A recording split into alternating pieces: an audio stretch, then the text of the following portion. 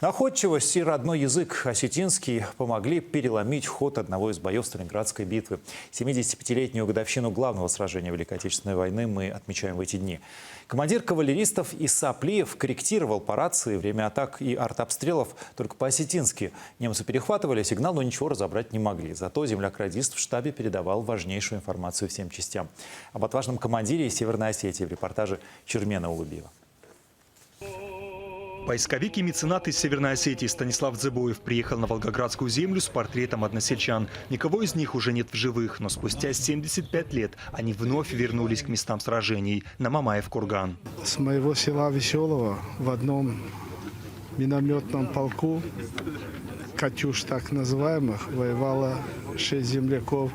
Вот в крайне это мой родной дядя, к сожалению, в 1944 году его не стало. Все остальные его однополчане прожили до преклонных лет.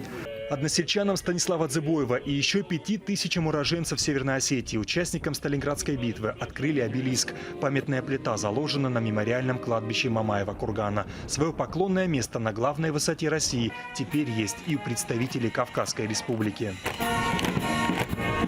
Авторы обелиска говорят, это благодарность за мужество, проявленное в годы Великой Отечественной войны. Из маленькой Северной Осетии на фронт ушли почти 100 тысяч человек. Больше половины из них не суждено было вновь вернуться домой. Они же прекрасно понимали, что из них многие не вернутся обратно, но они не могли не идти на фронт, они не могли не воевать, потому что они знали, что они защищают. Одна из самых ценных медалей на этом кителе за оборону Сталинграда. Она рядом с 2 звездами Героя Советского Союза и Героя Монгольской Республики. Костюм принадлежит кавалеристу Иса Плиеву. Коллеги-генералы называли его мастером стремительных рейдов. Кавалеристы под командованием Иса Александровича Плиева разгромили несколько немецких, румынских дивизий.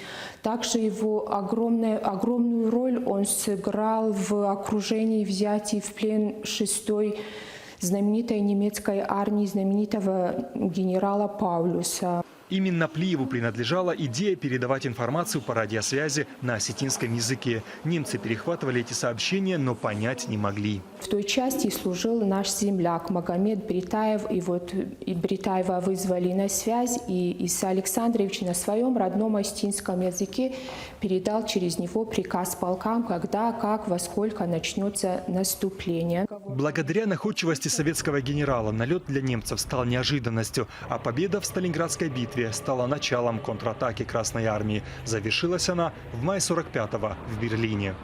Чермен Улубиев, Владимир Сокуров, Алан Сибетов, Мир 24.